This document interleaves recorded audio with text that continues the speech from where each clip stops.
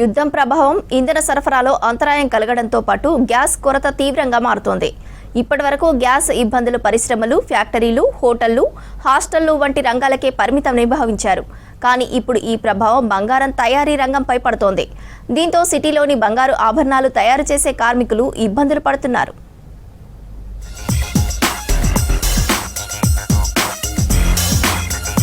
బంగారం తయారీ ప్రక్రియలో గ్యాస్ ముఖ్య పాత్ర పోషిస్తుందంటున్నారు వ్యాపారులు. బంగారాన్ని కరిగించడం ప్రారంభించి కావలసిన ఆకృతి ఇవ్వడం, మలచటం వరకు ప్రతి దశలో అధిక ఉష్ణోగ్రత అవసరం ఉంటుంది. ఈ ఉష్ణోగ్రతను అందించడంలో గ్యాస్ ప్రధాన సాధనమన్నారు. కస్టమైజ్డ్ జ్యువెలరీ తయారీలో సున్నితమైన పనితనం అవసరమవుతుంది. గ్యాస్ అందుబాటులో లేకపోతే ఆ పనులు పూర్తిగా నిలిచిపోతాయంటున్నారు.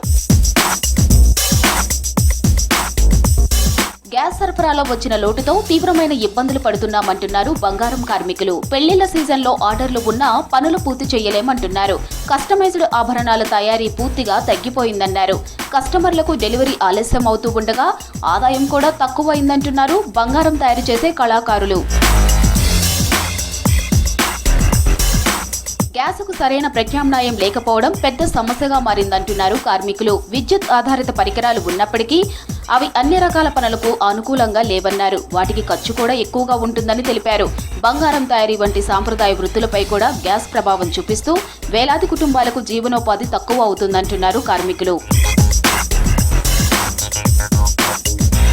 బంగారం, వెండి ధరలు పెరుగుతున్నా వాటికి డిమాండ్ తగ్గలేదు. గ్యాస్ లేకపోవడంతో ఆభరణాలు తయారు చేయలేక ఇబ్బందులు పడుతున్నామన్నారు కార్మికులు.